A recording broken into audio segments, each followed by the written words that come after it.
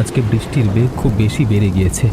এত প্রবল জলের ধারায় মাঠে কাজ চালিয়ে যাওয়া একদমই সম্ভব হচ্ছে না। আমাদের এখন দ্রুত ঘরের দিকে রওনা হওয়া দরকার। তুই একদম ঠিক কথা বলেছিস বন্ধু, চল। বেশি দেরি করলে নদীর ধারের মেঠো পথটা ভেসে যেতে পারে।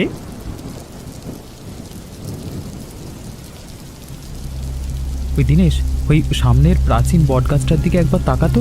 গাছের ওই নিচু ডালে একটা নতুন মাটির হাঁড়ি ওভাবে ঝুলছে কেন? তাই তো দেখছি রে, এত বৃষ্টির মধ্যে উঁচুতে কে আবার আহার ভর্তি পাত্র বেঁধে রাখতে গেল? দাঁড়াও, আমি সাবধানে গাছে উঠে পাত্রটি নিচে নামিয়ে এনে দেখছি কি আছে। একটু দেখে শুনে উপরে ওঠা দিনেশ, ভিজে গাছের ছাল আবার যেন পিছলে না যায়। বেশ তাজা ইলিশ মাছের সুস্বাদু ঝোল দিয়ে ভর্তি হাঁড়িটা। এত খাদ্য মধ্যপথে মানে কে রেখে এভাবে গাছের মাথায় রেখে গেল তো ভেবে মাথা ঘুরছে আমার। বিনা অনুমতিতে অন্যের জিনিস স্পর্শ করা মোটে উচিত হবে না। চল, হাঁড়িটা যেমন ছিল তেমনই ওই গাছের ডালে ঝুলিয়ে রাখি।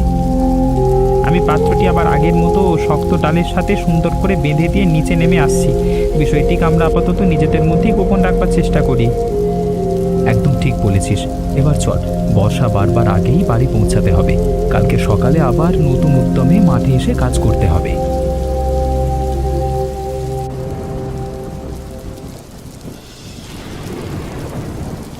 মিনা, কাঠের টেবিলগুলো সব পরিষ্কার সুতির কাপড় দিয়ে ভালোভাবে মুছে নিত। আজকে সকাল থেকে খুব ক্রেতা আসছে, সবাইকে সময় মতো খাবার পরিবেশন করতে হবে। দাদা, আমি তো সব আসন পরিচ্ছন্ন করে ধুয়ে রেখেছি। ইলিশ মাছের দারুণ সুগন্ধ ভেসে আসছে। গ্রামের মান্যগণ্য মানুষেরা তোমার হাতের এই পদ খেতে খুব ভালোবাসে। রাজু দাদা, আমাকে এক বাটি ইলিশ আর গরম ভাত মেপে দাও তো। আজকে আমি রান্না করিনি। আমার ঘরের লোক যদি খাবার না পেয়ে রাগারাগি করে। আমি এখনই থালায় ধোয়া ওঠা ভাত আর নদীর টাটকা ইলিশ মাছের তরকারি দিচ্ছি।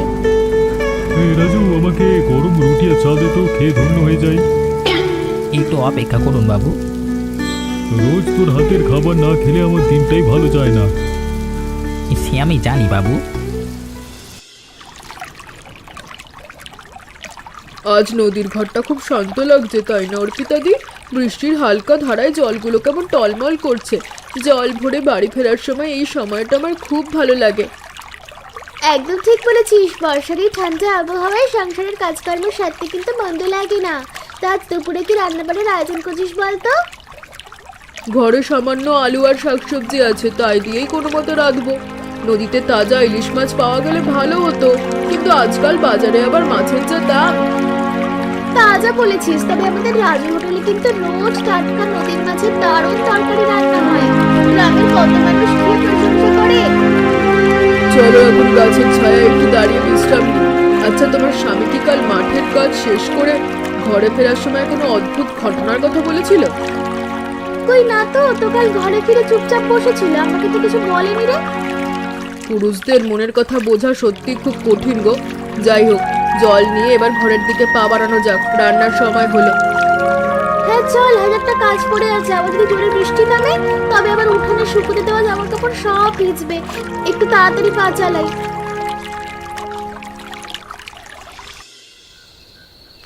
আজকে চারপাশটা বড্ড বেশি অন্ধকার আর ঠান্ডা মনে হচ্ছে। রাস্তার নিচু জায়গাগুলোতে বৃষ্টির জল জমে গিয়ে বেশ খারাপ অবস্থা তৈরি হয়ে গেছে। চলে এসো আমার ছোট্ট বন্ধুরা, তোমরা সবাই গাছের নিচে কোল হয়ে বসো। আমি হোটেল থেকে তোমাদের জন্য ভালো খাবার এনেছি, পেট ভরে শান্তিতে সবাই খেয়ে নাও তো। আরে ওটা রাজু না? ও একা একা কাকে ডেকে কথা বলছে? একটু এগিয়ে গিয়ে দেখি তো ঘটনাটা আসলে কি, কার সাথেই বা কথা বলছে। এই তো কত সুন্দর পেট ভরে খাচ্ছ তোমরা। সারাদিন ভিজে তোমাদের নিশ্চয়ই খুব খিদে পেয়েছিল। মানুষের পাশাপাশি এইসব জিনিস পশু পাখিদের খেয়াল রাখাও তো আমাদের দায়িত্ব। বাহ রাজু, তুমি সত্যিই খুব ভালো মনের একটা ছেলে ভাই। যেখানে মানুষ কেবল নিজের কথা ভেবে ব্যস্ত থাকে, সেখানে তুমি গৃহহীন পশু পাখিদের ভালোবেসে প্রতিদিন এভাবে খাবার খাওয়াচ্ছ। ও বিনয় দাদা, আপনি কখন এলেন? আসলে অবুঝ প্রাণীরা তো নিজেদের খিদের কথা কাউকে বলতে পারে না। আমরা যদি ওদের না দেখি তবে বলুন তো কে দেখবে? তোমার এই দয়ালু মন সত্যি প্রশংসা পাবার মতো রাজু। কিন্তু আজকের সমাজে কজন মানুষ বলতে এই অসহায় পশু পাখিদের কষ্টের কথা ভাবে? সবাই তো শুধু নিজের লাভের কথা চিন্তা করে। ওপরওয়ালা আমাদের বুদ্ধি দিয়েছেন ভালো কাজে লাগানোর জন্য দাদা। আমার মনে হয় খাবার নষ্ট না করে কোনো ক্ষুধার্তদের মুখে তুলে দেওয়া অনেক আনন্দের আর খুব ভালো একটা কাজ। তোমার এই সুন্দর চিন্তা থেকে আজকের সমাজের অনেক কিছু শেখবার আছে রাজু। তুমি কাজ চালিয়ে যাও। ধন্যবাদ দাদা, অনেক রাত হলো, আপনি সাবধানে বাড়ি ফিরে যান, আমিও ঘরে ফিরবো। বোনটা হয়তো আমার জন্য অপেক্ষা করছে।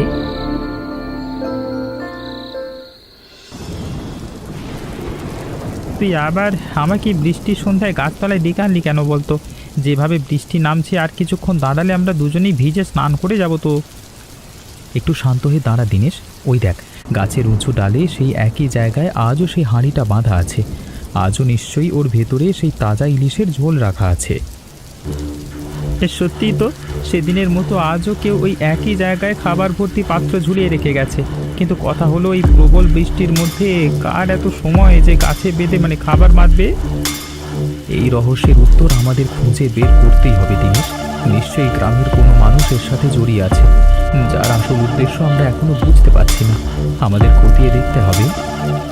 কিন্তু প্রতিদিন এভাবে লুকিয়ে রাখা খাবারের আসল কারণ না জানলে তো রাতে ঘুমই আসবে না। হয়তো এর পেছনে কোনো বড় ঘটনা আছে যা আমরা এখনো ধরতে পারছি না। সেই কারণেই তো বলছি, আজকে রাতে আমরা এই ঝোপের আড়ালে লুকিয়ে পাহারা দেব। যে প্রতিদিনই বৃষ্টির মধ্যে গাছে খাবারের হাঁড়ি রেখে যায়, তাকে হাতে নাতে ধরে ফেলবো। এত রাতে আর বৃষ্টির আড়ালে দাঁড়িয়ে থাকা বেশ কঠিন হবে আমাদের পক্ষে। আমাদের খুব সাবধানে থাকতে হবে যাতে কেউ টের না পায়। ভয়ের কোনো কারণ নেই, গাছের আড়ালে থেকে নজর রাখবো। সত্যিটা সবার সামনে নিয়ে আসা এখন আমাদের জন্য খুব দরকার। বেশ, তবে চল ওই ঝোপের পেছনে গিয়ে চুপচাপ বসে থাকি।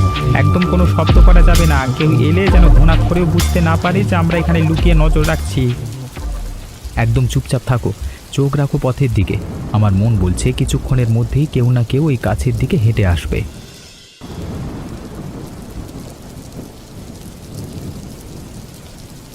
এত রাতেও তোমার চোখে ঘুম নেই কেন বলো তো? বাইরে তো মুষলধারে বৃষ্টি পড়ছে। তুমি কি ঘরের ভেতরে একা একা বসে কোনো চিন্তা করছো? আমাকে বলো না। তোমাকে একটা কথা বলবার জন্য মনটা ছটফট করছে, কিন্তু তুমি আমাকে কথা দাও, এই গোপন খবরটি গ্রামের অন্য কাউকে ভুল করেও কখনো বলবে না। তুমি নিশ্চিন্তে আমাকে বলতে পারো। আমি তোমার অনুমতি ছাড়া কোনো গোপন কথা কাউকে বলি না। কি ঘটনা ঘটলো গো, যার জন্য তোমার মন এত অস্থির হয়ে উঠলো? শোনো তবে, আমরা গত দুদিন ধরে গাছের ডালের মাটির পাত্রে রান্না করা ইলিশের ঝোল ঝুলতে দেখেছি। প্রতিদিন কেউ সেখানে খাবার টাঙিয়ে দিয়ে চুপচাপ আড়ালে চলে যাচ্ছে।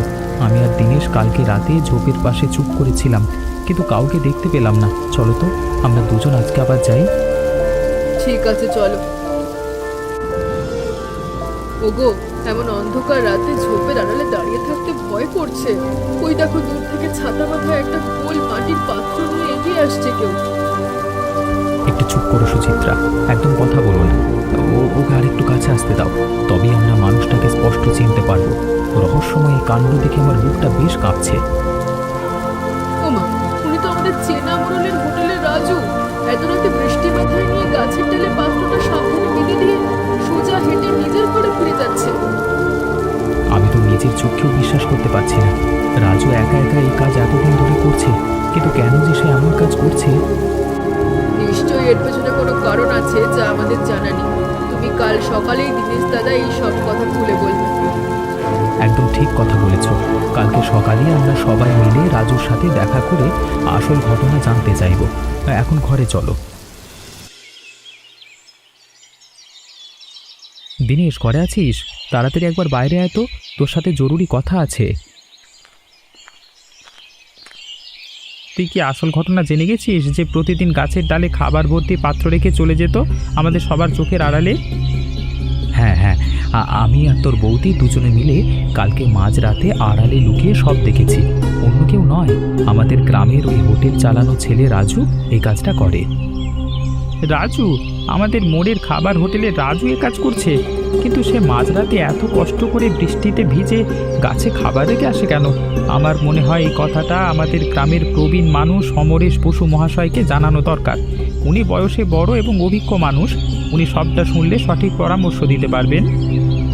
চল, আমরা এখনই ওনার বাড়ির দিকে রওনা দিই, আর রাজুকেও সেখানে ডেকে সত্যিটা খোলাখুলি জানতে চাই। রাজু, তোমাকে আজকে গাছতলা বেলায় ডেকে আনা হয়েছে একটা বিশেষ কথা পরিষ্কার জানতে। তোমার মতো একটা ভালো ছেলের কাছে এমন কাণ্ডের কারণ আমরা ঠিক বুঝতে পারছি না। আমরা প্রতিদিন মাঝরাতে তোমাকে লুকিয়ে এসে এই গাছের উঁচু ডালে ইলিশ ভর্তি ঝোলের হাঁড়ি টাঙিয়ে দিয়ে যেতে দেখছি। তুমি কেন এমন কাজ করছো ভাই? গ্রামের অন্য কেউ তেমন অদ্ভুত কাজ করে না। এই বৃষ্টির দিনে কষ্ট করে খাবারের পাত্রটা উঁচুতে ঝুলিয়ে রাখার আসল কারণটা আমাদের কাছে বুঝিয়ে বলো। আপনারা সবাই আমাকে ভুল বুঝবেন না দয়া করে। আমি কোনো খারাপ উদ্দেশ্যে এমন করি না। এই বর্ষায় চারিদিকে জল জমে থাকবার কারণে পশু পাখিরা ভীষণ কষ্টে দিন কাটাচ্ছে। তাই বলে তুমি এমন দামি ইলিশ মাছের ঝোল এভাবে গাছের ডালে ঝুলিয়ে রাখবে? এটা কি খাবার নষ্ট করা নয়? তোমার কথাটা ঠিক বুঝতে পারছি না। বাবু, আমার দোকানে প্রতিদিন রান্নার পর যে বাড়তি ইলিশের ঝোল আর মাছ বেঁচে যায়, আমি তা ফেলে না দিয়ে এই অনাহারী জীবগুলোর জন্য যত্নে রেখে দিয়ে আসি। কিন্তু গাছে কেন রাজু? নিচের মাটিতে রাখা যেত তো। তাহলে তো এলাকায় কুকুর বা অন্য চেনা প্রাণীরা সহজে এসে সেই খাবার খেয়ে পেট ভরাতে পারত। গাছে রাখার কারণ হলো এই বর্ষায় গাছের উঁচুতে অনেক আশ্রয়হীন পাখি এসে থাকে। নিচে রাখলে বড় প্রাণীরা খেয়ে নেবে, কিন্তু গাছে রাখলে কেবল ক্ষুধার্ত পাখিরাই খেতে পারবে। তো এই ব্যাপার, তুমি এই অবুঝ পাখিদের খাবার দেওয়ার জন্য রাতের পর রাত এত কষ্ট করে এই উঁচু গাছে সুস্বাদু খাবারের পাত্র ঝুলিয়ে দিতে আসতে রাজু? হ্যাঁ, ঈশ্বরের তৈরি অবুঝ পাখিরা তো আর মুখের ভাষায় খিদের কথা পারে না। আমি সামান্য একটু চেষ্টা করি যাতে ওরা কষ্টে অভুক্ত না থাকে। বিনায়ক আর দীনেশ, তোমরা রাজুর বিষয়ে যে খবরটা এনেছিলে তা কিন্তু আমার সবার চোখ খুলে দিয়েছে। ওর হৃদয়ের এই দয়া আমাকে সত্যি খুব আনন্দিত করেছে। সমরেশবাবু, আপনার কি মনে হয় না রাজুর এই ভালো কাজের জন্য পুরো গ্রামের পক্ষ থেকে ওকে একটা সুন্দর সম্মান দেওয়া উচিত? এতে অন্যরাও অনুপ্রাণিত হবে। আমিও বিনায়কের সাথে একমত। তোমরা একদম মনের মতো কথা বলেছ। আমি সিদ্ধান্ত নিয়েছি খুব তাড়াতাড়ি ওর দোকানে গিয়ে আনুষ্ঠানিকভাবে রাজুকে একটা সোনার পদক দিয়ে পুরস্কৃত এবং সম্মানিত করব। মিনা, আজকের আকাশটা কত পরিষ্কার দেখো। সকালের সোনা রোদ উঠে চারপাশটা যেন আলোয় ঝলমল করছে। এই হোটেলের সামনে উঠোনটা ভালো করে ঝাড় দিয়ে পরিচ্ছন্ন করে ফেলতো। আজকে সকালে বেশ কয়েকজন নতুন ক্রেতা আসবে। দাদা, আমি তো সকাল সকাল উঠোন ঝাড়ু দিয়ে একবারে পরিষ্কার করে রেখেছি। বেঞ্চ আর কাঠের টেবিলগুলো সুন্দর করে মুছে দিয়েছি। তবে সকাল থেকে আমার মনটা আনন্দে ভরে আছে। চারপাশে বৃষ্টি, বাতাসটা কেমন সুন্দর লাগছে, তাই না? দেবন, প্রকৃতির এই শান্ত রূপ দেখে সত্যিই খুব ভালো লাগে। ঈশ্বর আমাদের উপর বড় কৃপা করেছেন। তুই এবার তাড়াতাড়ি ভেতরে গিয়ে রান্নার আয়োজন শেষ করে ফেল। রাজু, রাজু, একবার বাইরে আয় তো ভাই। তোর সাথে আমার খুব জরুরি একটা কাজ আছে। সমরেশ বাবু, সকালে আপনার আগমন দেখে খুব ভালো লাগছে। বসুন বাবু, আপনার কি গরম চা, তাজা ইলিশ মাছের ভালো কোনো পদ নিয়ে আসবো আপনার জন্য? না না রাজু, আজকে আমি খেতে আসিনি। আজকে এসেছি তোর এই দয়ালু আর মহৎ হৃদয়কে কুর্নিশ জানাতে।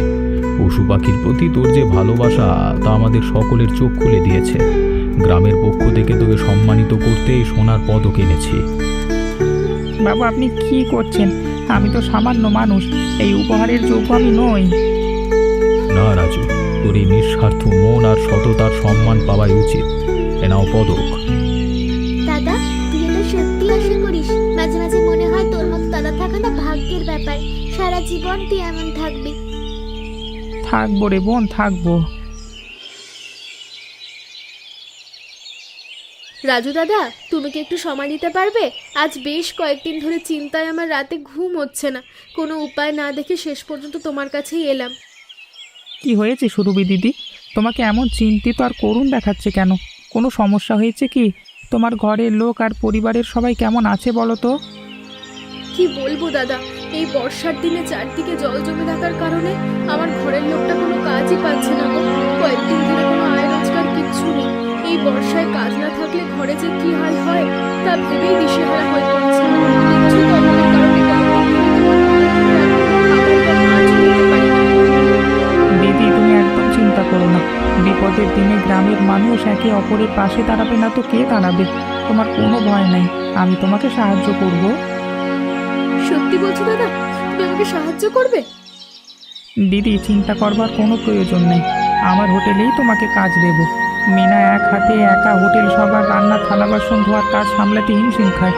তুমি কালকে সকাল থেকেই মিনার সাথে কাজে যোগ দাও। হোটেলের তরকারি কাটা আর খাবার থালায় সাজিয়ে দেওয়ার দায়িত্ব তোমার। সত্যি তুমি আমার ভরসা দাদা। তুমি এখন থেকে আমার হোটেলের কাজ করবে, আর এর জন্য তোমাকে প্রতি মাসে নির্দিষ্ট মাইনে দেওয়া হবে। এতে তোমার সংসার সুন্দরভাবে চলে যাবে। ঈশ্বর তোমার অনেক মঙ্গল করুন দাদা, কাল সকাল থেকে আমি কাজে লাগবো। সুচিত্রা, প্রতিদিন ঘরে সাধারণ রান্না বান্না আর বাসন কোসন মাজা ছাড়া আমাদের তো আর কোনো বাড়তি কাজ থাকে না। স্বামীদের আয় দিয়ে সংসার টেনাটুনে চলতে হয়। আমার মন বলছে আমাদের এবার নিজেদের পায়ে দাঁড়ানোর কিছু একটা দরকার আছে। একদম খাঁটি কথা বলেছো দিদি। আমার তো সারাদিন ঘরে বসে থাকি, পুরুষ মানুষরা একা মাঠে খাটে, আর আমরা কোনো অবদানও রাখতে পারি না। কিন্তু বলো তো, আমরা তো গায়ের মেয়ে মানুষ, এমন কাজ কি করতে পারি? কেন পারবো না? আমরা দুজন কি নকশি কাঁথা সেলাই করতে পারি না? তোমার হাতে সুই সুতোর কাজ তো দেখার মতো সুন্দর। আমি কাপড়ে আলপনা আঁকবো আর তুমি সুতো দিয়ে সেলাই করবে। দারুণ বুদ্ধি তো দিদি। আমরা ঘরে বসে বসে রং বেরঙের সুতো দিয়ে বেশ কিছু সুন্দর নকশি কাঁথা বানিয়ে ফেলতে পারি, আর সেই তৈরি কাঁথাগুলো বিক্রি করব কোথায়? কেন?